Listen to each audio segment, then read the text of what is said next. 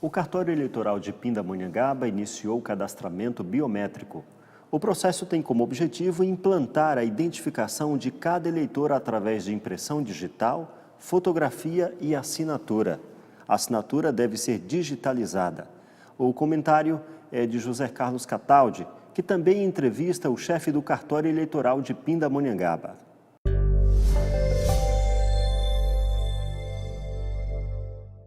Um amigo cearense disse certa vez para mim que exercer a cidadania é também votar.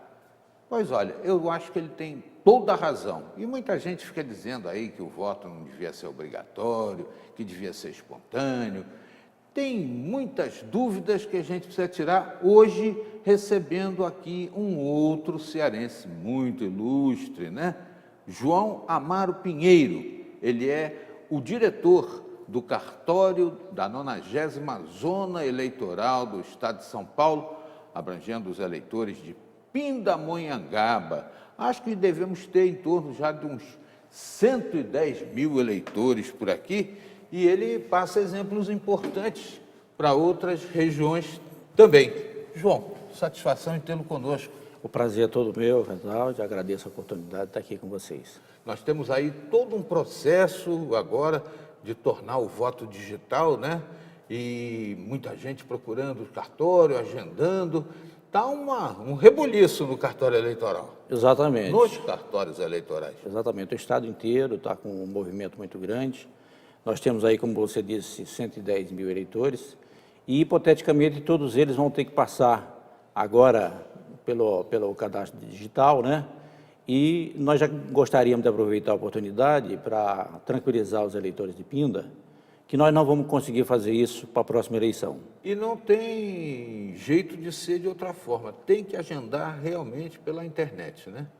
Há essa necessidade porque hoje nós trabalhamos a tarde inteira com a casa cheia e de todo mundo agendado.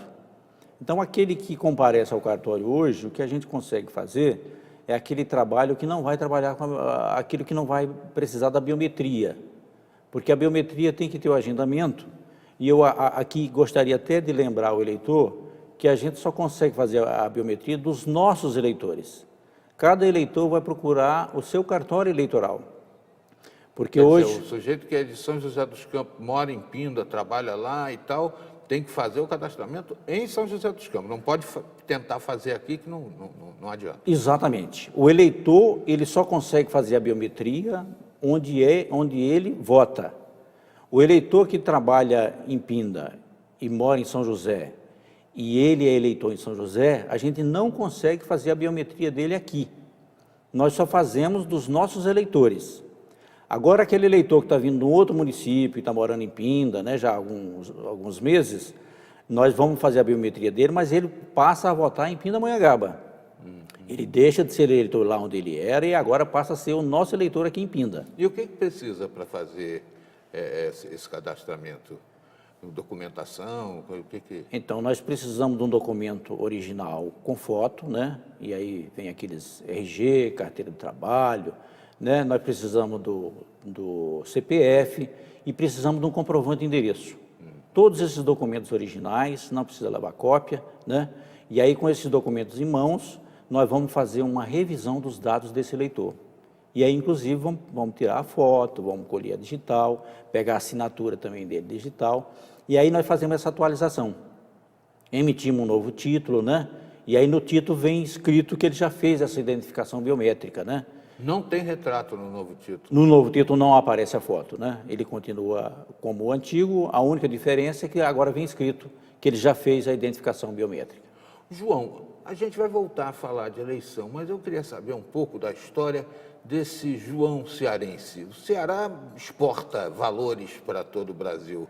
Como é que foi a vinda do João do Ceará para Pindamonhangaba? Então, a nossa vinda, principalmente do nordestino, ele vem em direção a São Paulo, né? São Paulo é o grande sonho do nordestino, e eu fui parar em São Bernardo, né? O berço lá da indústria, né? Na época, e acabei pegando um outro caminho que não o metalúrgico, que é o forte do ABC, né? E depois fui trabalhar no tribunal, né? E do tribunal conheci Pindamonhangaba, né? E hoje estou aqui já... Provou da água. Provou da água e disse que quem prova dessa água não sai mais daqui, né? E já estamos aqui há 17 anos. Que maravilha. Agora, voltando à eleição, essa coisa de voto obrigatório, voto não obrigatório, eu vejo muita gente discursar a respeito disso. Mas eu acho que o voto não é obrigatório no Brasil, na medida em que se paga por não votar uma multa, acho que R$ 3,50, é isso? Exatamente. É um valor simbólico. E também tem aquela outra questão, Cataldo, que eu sempre comento com o eleitor que comparece ao cartório, que a obrigação dele é comparecer lá na urna. Ele não precisa votar em ninguém. Inclusive, ele tem a opção de votar em branco, votar, anular o voto, né? Mas ele precisa ir comparecer lá e proceder à votação. Não precisa votar em ninguém. Mas ele precisa comparecer lá, né? Ir lá na urna, vota do jeito que ele quiser, assina o caderno de votação e está liberado. Em torno disso existem umas expressões folclóricas, né? Essa história de se todo mundo votar nulo, a eleição mela e não sei o quê. Eu vou te pedir para explicar essa história, acabar com essa mistificação, mas espero que você responda isso daqui a pouco, na continuidade da entrevista. João Amaro Pinheiro, diretor do Cartório Eleitoral de Pindamonhangaba, 90ª Zona Eleitoral do Estado de São Paulo, volta já já conosco.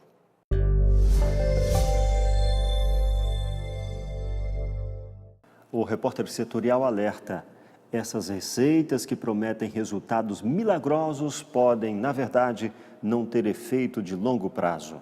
A indicação para perder peso é simples: combinar exercício físico e reeducação alimentar. É o que mostra a repórter Franciele Mota. Quem olha para Vinícius assim, não imagina que o professor de educação física já chegou aos 3 dígitos na balança. Ele percebeu que tinha tendência a engordar ainda na infância. Com 16 anos, já tinha 100 quilos. Com muita luta, ele conseguiu chegar aos 70 quilos com 17 anos. Tive que mudar muito a minha alimentação e mais a academia, né? Mas eu percebi que a minha alimentação que era o principal que eu tinha que diminuir, porque eu comia muito na minha época de adolescência, muita besteira e essas coisas. E foi um descuido aqui, outro lá, e novamente ele teve um ganho de peso exagerado, chegando a 103 quilos. A paixão pela educação física e a vontade de atuar na área foram os grandes incentivadores da mudança de estilo de vida. Para eu voltar para essa área, primeiramente eu tinha que voltar ao meu corpo normal. E o segundo é recuperar minha autoestima, né? Fim de casamento, tudo sabe como é, isso mexe com o psicológico da gente. Então eu queria também a minha autoestima voltar e também a minha saúde, né? Foram 33 quilos eliminados com muito exercício físico e uma alimentação correta e na quantidade certa. Hoje, ele quer dar o exemplo de determinação e disciplina. Tento sempre passar esse exemplo, né? Através de fotos, mostrando, todo mundo fala, nossa, é você. Aí eu falo, basta querer, né? Não precisa de nada muito além do que a gente é capaz, né? Só vir na academia, um profissional te orientar e mais umas dicas de alimentação. Mas grande parcela da população que está acima do peso não faz isso.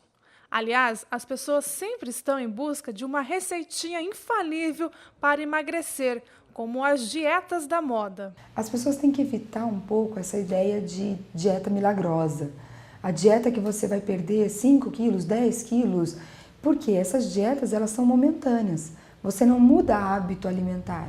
Você pode até emagrecer, mas quanto tempo aquele emagrecimento vai durar? Porque se você voltar a comer como você comia antes, você vai voltar a ter o peso e o corpo de que você tinha antes.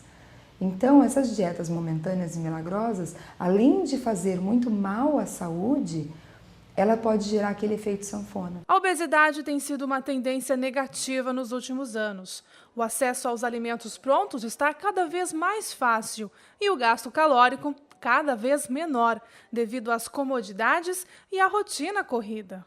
É claro que com a chegada do verão, as academias ficam lotadas, todos em busca de um corpo mais sequinho e em forma para exibir na estação mais quente do ano. Mas essa rotina de atividades físicas deve se estender durante o ano inteiro, porque para emagrecer, a regra é simples. Para emagrecer, a gente fala que é a matemática, não tem mistério. É você gastar mais calorias e ingerir menos calorias.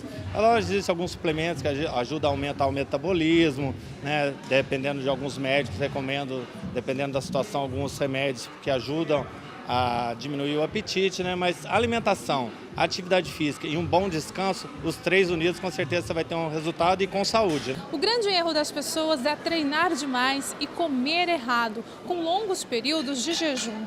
Mas no processo do emagrecimento, o exercício físico representa 30%. Os outros 70% são de uma alimentação balanceada. São inúmeros fatores envolvidos no emagrecimento. Não é o simples fato de comer menos e fazer exercício. É comer direito, ser ativo, não somente fazer aquela 1 hora de exercício, mas ser uma pessoa ativa e manter os seus hábitos, inclusive nos finais de semana. Lutar contra a balança é mais do que uma questão estética. Significa viver melhor. Segundo o Ministério da Saúde, o índice de brasileiros acima do peso segue em crescimento. Mais da metade da população está nessa categoria e destes, 17,9% são obesos. Muitas pessoas têm recorrido às cirurgias bariátricas que estão cada vez mais populares. Neide foi uma delas. A dona de casa lutou contra a balança por 15 anos antes da cirurgia.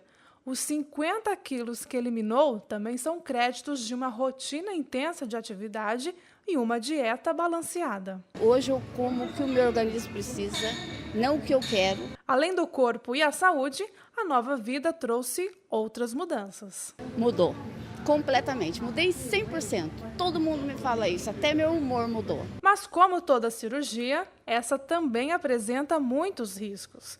Segundo esse endocrinologista, a cirurgia bariátrica deve ser o último passo.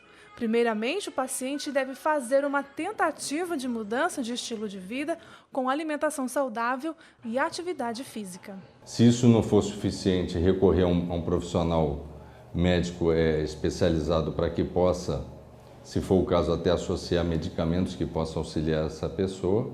E se realmente nada disso der certo, realmente houver uma refratariedade muito grande para a perda de peso, aí a cirurgia bariátrica seria um passo que poderia ser adotado, sim, uma medida que poderia ser adotada, que hoje em dia a gente vê que há uma taxa de sucesso relativamente boa. Vamos a mais um intervalo e na sequência você vai ver. Conviver com animais pode favorecer o desenvolvimento infantil. Aguarde um instante, voltamos já.